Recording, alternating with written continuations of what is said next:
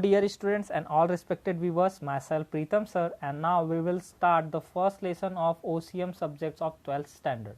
तो स्टूडेंट्स हम 12th standard के OCM सब्जेक्ट का फर्स्ट लेसन देखेंगे, प्रिंसिपल्स ऑफ मैनेजमेंट। मैनेजमेंट के क्या क्या प्रिंसिपल्स होते हैं वो हम देखेंगे, यानी क्या क्या सिद्धांत होते हैं। इसमें जो फर्स्ट टॉपिक होगा वो है हमारा इंट्रोडक्शन, देन हम मीनिंग एंड डेफिनेशन देखेंगे, फिर nature of principles of management, significance of management principles, theories of management, and then Henry Fayol's administrative theory of management. Then the last one है Frederick Winslow Taylor's scientific management theory. फिर हम summary देखेंगे and then exercise. तो dear students ये हमारा first part होगा, इसके next 3 parts और होंगे और हम हर एक पार्ट के बाद ही जो हमारा एक्सरसाइज है उसको सॉल्व करेंगे और देखेंगे। सो स्टूडेंट्स हम स्टार्ट करते हैं हमारा फर्स्ट पार्ट जो कि है इंट्रोडक्शन से। तो इंट्रोडक्शन में हमें देखिए बताया गया है कि हमने 11th स्टैंडर्ड में ही ये पढ़ लिया है कि मैनेजमेंट इज एवरीवेयर, मैनेजमेंट हर जगह पे है, चाहे वो बिजनेस ऑर्गेनाइजेशन हो, नॉन बिजनेस ऑर्गेनाइजेशन हो, चाहे वो सोशल लाइफ हो, हर जगह पे मैनेजमेंट जरूरी है, मैनेजमेंट इज रिक्वायर्ड। और management is the key to success in achievement of goal. और अगर हमने कोई भी गोल निर्धारित कर लिया, कोई लक्ष्य अगर रख लिया है ऑर्गेनाइजेशन का हो चाहे अपने पर्सनल लाइफ का भी हो, अगर वहाँ पे हमारे पास मैनेजमेंट है तो हम वहाँ पे जरूर सक्सेस हो जाएंगे।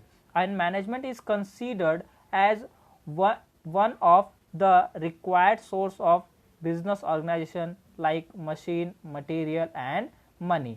तो जो हमारे पास मैनेजमेंट है इस चीज को ठीक उसी तरीके से माना जाता है जैसे कि किसी भी बिजनेस ऑर्गेनाइजेशन को रन करने के लिए मशीन चाहिए होता है, मटेरियल चाहिए होता है, मनी चाहिए होता है।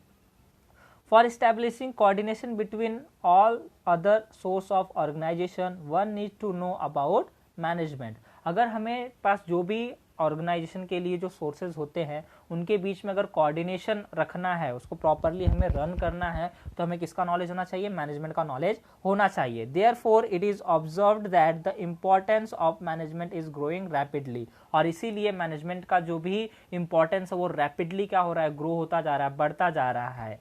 So various management thinkers have introduced different management theories as per the field observation and systematic study. और इसीलिए जो भी वेरियस जो मैनेजमेंट थिंकर्स हैं उन्होंने काफ़ी मैनेजमेंट की थियरीज भी दी है, जैसा कि उन्होंने फील्ड में ऑब्जर्व किया उसके अकॉर्डिंग, या फिर जो उन्होंने सिस्टमैटिक स्टडी की उसके according. There are various principles, theories and techniques of management which gives same result in same direction. और वहाँ पर ना ऐसा बहुत से प्रिंसिपल्स, थियरीज हैं और से बहुत से टेक्निक्स हैं मैनेजमेंट के जो कि सेम डायरेक्शन में ही रिजल्ट देती है। But it use is varying from organization to organization, situation to situation and person to person. लेकिन जो भी हमारे पास टेक्निक्स होंगे, प्रिंसिपल्स होंगे या थियरी होंगे मैनेजमेंट की ना, वो ऑर्गेनाइजेशन टू ऑर्गेनाइजेशन अलग होगी, सिचुएशन टू सिचुएशन अलग होगी और पर्सन टू पर्सन अलग होगी। ऑर्गेनाइजेशन मीन्स कैसे? आप लोगों ने देखा होगा कि ऑर्गेनाइजेशन में क्या होता है, कोई प्रोडक्शन करता है तो किसी का ट्रांसपोर्ट का ऑर्गेनाइजेशन है, बिजनेस होता है, तो किसी का सिर्फ मार्केटिंग का होता है, एड का होता है। तो अलग अलग ऑर्गेनाइजेशन के लिए जो प्रिंसिपल्स होते हैं मैनेजमेंट के वो क्या होंगे? अलग अलग होंगे।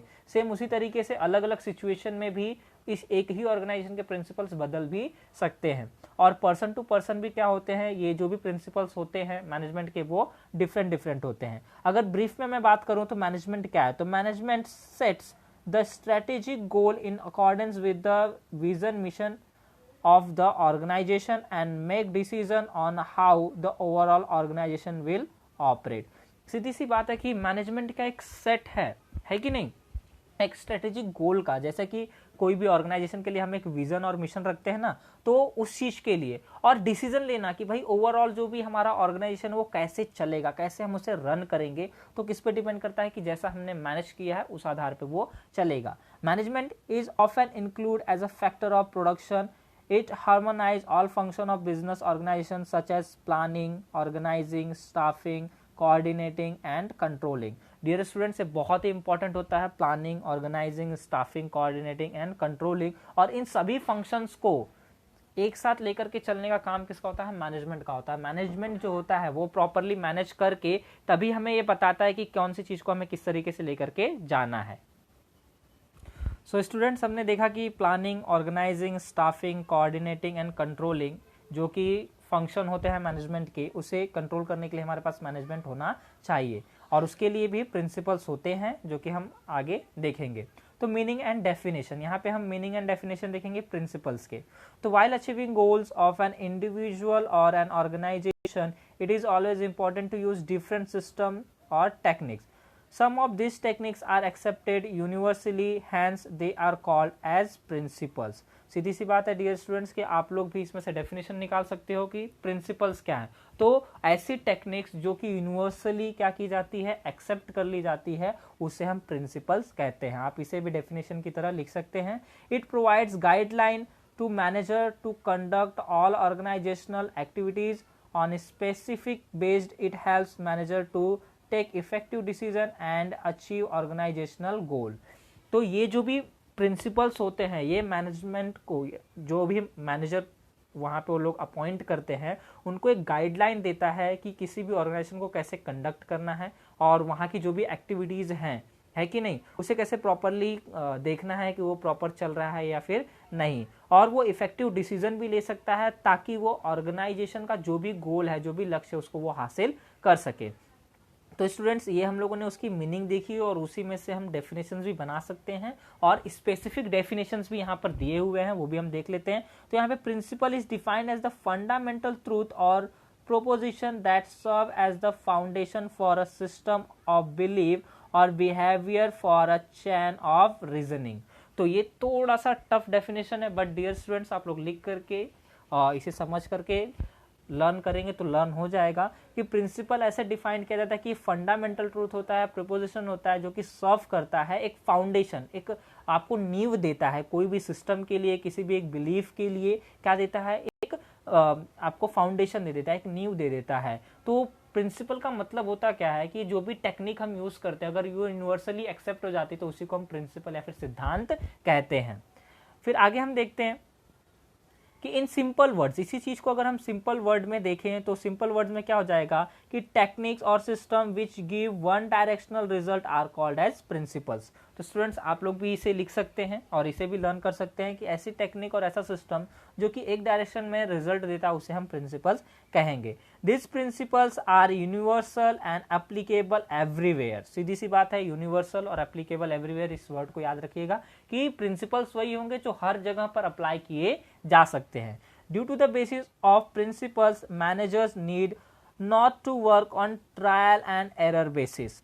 तो जो मैनेजर होते हैं वो ट्रायल और एरर बेसिस पे वर्क ना करके डायरेक्टली उस प्रिंसिपल्स को फॉलो करके प्रॉपर वर्क कर सकते हैं ताकि वो किसी भी ऑर्गेनाइजेशन के गोल को अचीव कर सके.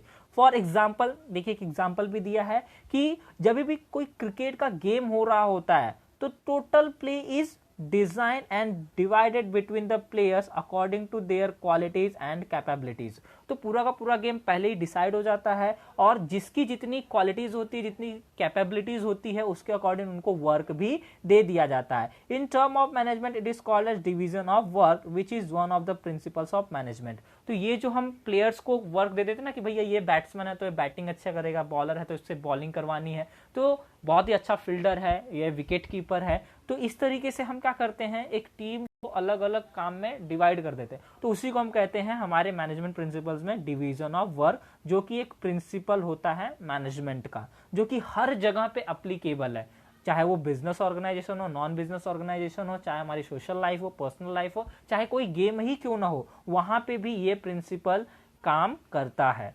देन अब हम देखेंगे nature of principles of management. Nature मतलब उसकी प्रकृति क्या है, कैसा होता है, आखिर प्रिंसिपल मैनेजमेंट कैसा होना चाहिए. तो management principles are formed to guide and influence the behavior of employees. These principles insist on improving efficiency of organizational resource in terms of profit. तो मैनेजमेंट प्रिंसिपल्स इसलिए बनाए जाते हैं कि वो एक गाइडलाइन दे सके, है कि नहीं, वहां के जो भी एम्प्लॉयज हैं उनके बिहेवियर, मतलब कि जो भी वो काम करें तो इस तरीके से काम करें. जैसे अगर प्रोडक्शन का काम है तो मशीनरीज कैसे चालू करनी, कैसे बंद करनी है, फिर उसके बाद जो फाइनल प्रोडक्ट बन जाएगा तो उसको कैसे पैकिंग करनी है. तो ये सारी चीजों के लिए जो एक गाइडलाइंस कौन देता है, यही प्रिंसिपल्स देता है, प्रिंसिपल्स ऑफ मैनेजमेंट देते हैं. तो ये प्रिंसिपल्स क्या करते हैं कि जो भी ऑर्गेनाइजेशन में रिसोर्सेज हैं उनको इतने अच्छी तरीके से इम्प्रूव करके इतना इफिशियंट बना देते हैं कि हम क्या करेंगे, मैक्सिमम प्रॉफिट अर्न करेंगे। आप लोगों ने बहुत पहले से पढ़ा होगा कि ऑर्गेनाइजेशन का मेन एम होता है प्रॉफिट करना, प्रॉफिट अर्न करना। This principles also focus on the best coordination between superior, subordinate and all members of organization। और जो ये प्रिंसिपल्स होते हैं ना, इसका एक और फोकस होता है, एक चीज पे और ध्यान होता है कि जो उसके सुपीरियर है, मतलब चाहे जो टॉप लेवल के मैनेजमेंट है वो, और जो उनके सबऑर्डिनेट है, मतलब जो उनके नीचे जो भी जनरल मैनेजर, फील्ड मैनेजर, जो भी मैनेजर्स हैं वो, और ऑल द मेंबर्स में जितने भी वर्कर्स हैं सब के सब ऑर्गेनाइजेशन में वो क्या कर सके, बेहतर कोऑर्डिनेशन रख सके, उनका सहयोग क्या रहे, हमेशा बहुत ही अच्छा रहे। तो आइए स्टूडेंट्स हम देखते हैं कि इसके अंदर कौन कौन से पॉइंट्स हैं और उन पॉइंट्स में क्या क्या दिया हुआ है। So the nature of management principle is given below. उसमें सबसे पहला है आपका यूनिवर्सल एप्लीकेशन। सीधी सी बात, हम लोगों ने इसके पहले डेफिनेशन और मीनिंग में भी देख लिया है कि ये जो भी प्रिंसिपल्स होंगे वो कैसे होंगे, यूनिवर्सल एप्लीकेशन होंगे, मतलब कि हर जगह पर उसका यूज हो सकता है, उसको हर जगह पे हम अप्लाई कर सकते हैं। The principles of management are universal in nature, that mean they can be applied all type of organization irrespective of their size and nature. Their results may vary and application may be modified, but these are suitable for all kinds of organization. Similarly, they are applicable to all levels of management.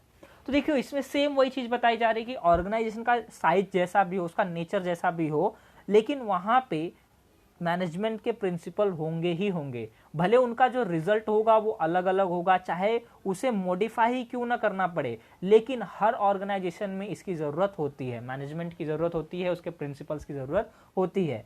Similarly they are applicable to all level of management, और साथ ही साथ वो हर तरह के जो भी management होते हैं, top level, middle level, lower level, हर एक मैनेजमेंट में वो एप्लीकेबल है। देन सेकेंड वन है हमारा general guidelines. Management principles provide general guidelines in tackling the organizational situation wisely as well as in solving the problems। तो जो management principles होता है ना, एक जनरल गाइडलाइन दे देता है कि जो भी ऑर्गेनाइजेशनल सिचुएशन है उसे हम अच्छे तरीके से, बुद्धिमानी, वाइजली मतलब बुद्धिमानी तरीके से हम उसको हल कर सकें, उसको टैकल कर सकें, और साथ ही साथ जो भी प्रॉब्लम्स है उनको हम सॉल्व कर सकें। They are not rigid, which management principles are to be applied depends upon the situation, size and nature of organization। और they are not rigid, they यहाँ पर किसको इंडिकेट करता है, जो भी हमारे प्रिंसिपल्स हैं मैनेजमेंट के उनको यहाँ पर रिप्रेजेंट करता है, एज अ दे लिखा गया उसे। तो वो रिजिड नहीं होते हैं कि जैसा भी बता दिया गया कि हमें ये काम करना है, ये प्रिंसिपल ये दे दिया गया है कि ये गाइडलाइन होनी चाहिए, तो ऐसा नहीं होता, वो फ्लेक्सिबल होता है। नॉट रिजिड होने का मतलब होता है फ्लेक्सिबल होता है, उसमें बदलाव किए जा सकते हैं, उसको मॉडिफाई किया जा सकता है, जैसा कि सिचुएशन हो, जैसा कि बिजनेस ऑर्गेनाइजेशन की साइज हो, जैसा कि उसका नेचर हो, उसके अकॉर्डिंग उसे हम क्या कर सकते हैं, मॉडिफाई कर सकते हैं।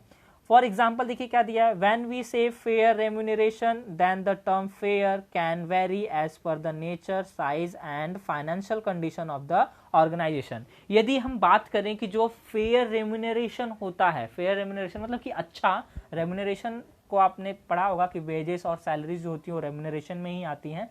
तो अच्छी सैलरी क्या होगी, अच्छी वेज क्या होंगे, तो किस पे डिपेंड करता है कि जो ऑर्गेनाइजेशन है उसका नेचर क्या है, उसकी साइज क्या है, मतलब छोटा ऑर्गेनाइजेशन है या बड़ा ऑर्गेनाइजेशन है कि नहीं, इंटरनेशनल लेवल का है कि नेशनल लेवल का है, और उसकी फाइनेंशियल कंडीशन क्या है, उस पर डिपेंड करेगा कि उसका रेम्यूनरेशन कैसा होना चाहिए, है कि नहीं। तो हर एक ऑर्गेनाइजेशन का प्रिंसिपल तो अलग अलग होगा ना, कि हाँ भैया, और एक ही ऑर्गेनाइजेशन में देखो अलग अलग पर्सन को अलग अलग वेजेस, अलग अलग सैलरीज भी मिलती हैं, तो इसीलिए मिलती हैं कि भैया जिसका जैसा काम है उसको उस तरीके से हम पैसे देंगे।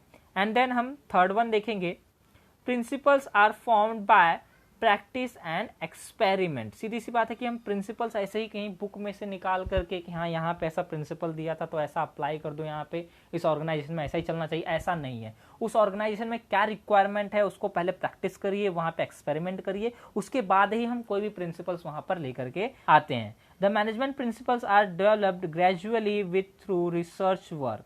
सीधी सी बात है, जो भी मैनेजमेंट प्रिंसिपल्स होगा वहां पर रिसर्च वर्क करने के बाद ही धीरे धीरे वहां लागू करवाया जाता है। Systematic observation and experiment are conduct before developing them, और वहाँ पे ऑब्जर्वेशन किया जाता है सिस्टमेटिक तरीके से और एक्सपेरिमेंट किया जाता है, उसके बाद वहाँ पे उस प्रिंसिपल्स ऑफ मैनेजमेंट को कंडक्ट किया जाता है। The results of such experiments have been developed as a principle after it practice in organization, और उस ऑर्गेनाइजेशन में उसकी प्रैक्टिस हो जाने के बाद ही हम वहाँ पे उस प्रिंसिपल्स को लागू करते हैं या लेकर के आते हैं। अब हमारा फोर्थ वन है फ्लेक्सिबिलिटी। फ्लेक्सिबिलिटी मतलब होना कि मैंने बताया था मॉडिफाई कर सकते हैं, जैसा कि एकदम सेम हमने कह दिया कि ये प्रिंसिपल्स फॉलो होने चाहिए, तो ज़रूरी नहीं कि वो फॉलो ही हो। अगर ऑर्गेनाइजेशन में ज़रूरत पड़ी situation to situation, person to person, तो हम उसे क्या कर सकते हैं, मॉडिफाई कर सकते हैं। तो management principles are flexible in nature, it means they can be changed और modified according to the situation. Managers can be flexible while implementing principles to suit the requirement. सीधी सी बात है, जो मैनेजर्स होंगे वो इस चीज़ को फ्लेक्सिबल कर सकते हैं, है ना, इम्प्लीमेंट करते समय जब उसको लागू करेंगे उस प्रिंसिपल्स को, तो वो उसको, जैसे कि वर्कर को प्रॉपर अगर नहीं हो पा रहा है, जैसे अगर टाइमिंग की बात करूँ मैं, बहुत अर्ली मॉर्निंग में यदि किसी भी वर्कर को आना हो तो बहुत प्रॉब्लम हो सकती है, तो वो उसको क्या कर सकते हैं, चेंजेस कर सकते हैं। The business situations keep on changing, और जो बिजनेस का सिचुएशन भी होता है वो तो चेंज होता ही रहता है। Management principles can be adjusted और modified and can be used in a organisation according to its need. और सीधी सी बात है कि जो प्रिंसिपल्स ऑफ मैनेजमेंट हैं, है कि नहीं, मैनेजमेंट प्रिंसिपल्स हैं, उसे हम एडजस्ट कर सकते हैं, मॉडिफाई कर सकते हैं, और ऑर्गेनाइजेशन के अकॉर्डिंग जब जैसी ज़रूरत हो उसके अकॉर्डिंग हम उसको अलग अलग तरीके से वहाँ पे फॉलो करवा सकते हैं। एंड देन फिफ्थ वन हमारा है behavioural in nature. Management is a group activity. सीधी सी बात है कि मैनेजमेंट किसी एक पर्सन से नहीं होगा, मैनेज किसी एक पर्सन से नहीं होगा, वो एक ग्रुप एक्टिविटी होती है। तो management aims at achieving certain goal through a group of human being. तो मैनेजमेंट का एक ही एम होता है, एक ही लक्ष्य होता है कि वो जो भी ग्रुप ऑफ ह्यूमन बीइंग है उनको प्रॉपर तरीके से, मतलब कि डायरेक्शन दे करके जो भी गोल हैं, जो लक्ष्य हैं, उनको हम क्या करें, हासिल करें, अचीव करें। Management principles are design to influence human being. These principles control a group of person and direct them to achieve the objectives। सीधी सी बात है, जो भी ह्यूमन पर्सन्स हैं, है कि नहीं, जो हमारे वर्कर होंगे, उनको वो ग्रुप ऑफ पर्सन्स को ऐसा डायरेक्शन देगा और उनको इतना कंट्रोल करके रखेगा कि उनका ध्यान सिर्फ उसके जो भी लक्ष्य हैं, जो ऑब्जेक्टिव है, उनको हासिल करने में ही लगा रहे। तो इसलिए इसे कहते हैं बिहेवियरल इन नेचर। देन हम सिक्स्थ वन देखेंगे, cause and effect relationship. Principles of management are the base for taking decisions. जो प्रिंसिपल्स ऑफ मैनेजमेंट होते हैं वो आधार होता है किसी भी डिसीजन को लेने के लिए, किसी भी निर्णय को लेने के लिए। दे डिटरमाइन द कॉज और रीजन फॉर पर्टिकुलर इफेक्ट, और यही डिटरमाइन करता है, कोई भी कॉज हो, कोई भी रीजन हो, है कि नहीं, कोई भी कारण हो, तो इसके लिए ये पर्टिकुलर इफेक्ट देता है। For example, payment of good wages and incentive helps in increasing the output of worker, or making effective advertisement increases the sales of product। तो अगर जो हमारे पास वर्कर होते हैं, अगर उनको प्रॉपर पैसे मिले, मतलब कि जो भी वेजेस हैं, सैलरी हैं, वो अच्छी मिले, और उनको साथ ही साथ इंसेंटिव भी दिया जाए, और उसके बाद जो वर्किंग प्लेस है और जो भी प्रोडक्ट है उसकी अगर अच्छी खासी मार्केटिंग और एडवर्टाइजमेंट की जाए, तो जो भी प्रोडक्ट है उसके सेल में क्या होगी, इंक्रीमेंट होगा ही होगा। तो ये भी क्या है, हमारा जो प्रिंसिपल्स ऑफ मैनेजमेंट है, ये कॉज एंड इफेक्ट रिलेशनशिप भी देता है कि जितना हम प्रॉपर और अच्छे तरीके से वर्क करेंगे, अपने प्रोडक्ट को प्रमोट करेंगे, या फिर जो भी हमारे पास वर्कर है उनको इंसेंटिव देंगे, तो ऑर्गेनाइजेशन को भी क्या होगा, प्रॉफिट होगा। एंड जो लास्ट वन इसका नेचर है प्रिंसिपल्स ऑफ मैनेजमेंट का, ये भी ध्यान से देखिएगा क्योंकि ये ज़्यादा इंपॉर्टेंट है। All principles are of equal importance. जितने भी प्रिंसिपल आपके लिए बना दिए जाते हैं उसका नेचर यही होता है कि हर एक प्रिंसिपल अपने आप में उतना ही इम्पोर्टेंट रखता है, उतना ही महत्व रखता है जितना कि अन्य का इम्पोर्टेंस है या महत्व है। All principles of management are equal importance, those are to be practice simultaneously to get best result in form of achievement of predefined goal। जो भी predefined goal है, मतलब पहले से ही जो लक्ष्य निर्धारित कर दिया गया है, उसे हासिल करने के लिए जितने भी प्रिंसिपल्स होते हैं मैनेजमेंट के, वो सब के सब एक ही तरीके के मतलब इम्पोर्टेंस को रखते हैं, मतलब महत्व को रखते हैं, सबके सब इक्वल होते हैं. And then if any specific principles is focused more and others are not followed with same focus, then it affects the working of organization. और यदि सिर्फ एक किसी स्पेसिफिक प्रिंसिपल पे ही ज़्यादा ध्यान दिया गया और बाकी पे ध्यान नहीं दिया गया तो इसका इफेक्ट क्या होगा, ऑर्गेनाइजेशन पर पड़ेगा. And management principles are the principles of social science. The nature of principles management is not absolute like pure science. सीधी सी बात है कि जो भी प्रिंसिपल्स होते हैं मैनेजमेंट के वो एक सोशल साइंस है, वो उसका जो नेचर होगा ना वो हमेशा थोड़ा सा अलग होगा, एकदम प्योर साइंस की तरह नहीं होगा. जैसे प्योर साइंस में पानी अगर बनाना तो H2O ही लेना होगा, उसमें हम थोड़ा ज़्यादा कम नहीं कर सकते, तो वैसा ये नहीं होता. इसके अंदर हम मॉडिफाई कर सकते हैं. इट मीन्स ये फ्लेक्सिबल होता है, जो कि हमने ऊपर देखा है. और जितने भी प्रिंसिपल्स होंगे सबके सब इक्वल इंपॉर्टेंस होंगे. लाइक केमिस्ट्री, मैथमेटिक्स से सब दिया हुआ है, उसकी तरह ये प्योर साइंस नहीं है. With some modification according to requirement, organization need to apply the principles of management. तो जैसा भी वहाँ पे रिक्वायरमेंट होगा, है कि नहीं, तो उस तरीके से हम मॉडिफिकेशन करके अपने जो भी प्रिंसिपल्स ऑफ मैनेजमेंट उसको वहाँ पर हम इम्प्लीमेंट कर सकते हैं. सो डियर स्टूडेंट्स, ये था हमारा पार्ट 1 इस लेसन का, जिसमें कि हमने पढ़ लिया कि इसकी मीनिंग क्या, इंट्रोडक्शन देखा हमने, फिर इसकी मीनिंग एंड डेफिनेशन देखा, और लास्ट में हमने देखा कि इसका नेचर क्या है, जो प्रिंसिपल्स ऑफ मैनेजमेंट उसका नेचर क्या है. तो उसमें 7 नेचर हमने देखे. फर्स्ट वन है यूनिवर्सल एप्लीकेशन, जो कि हर जगह उसको हम अप्लाई कर सकते हैं, हर जगह ये अप्लीकेबल है.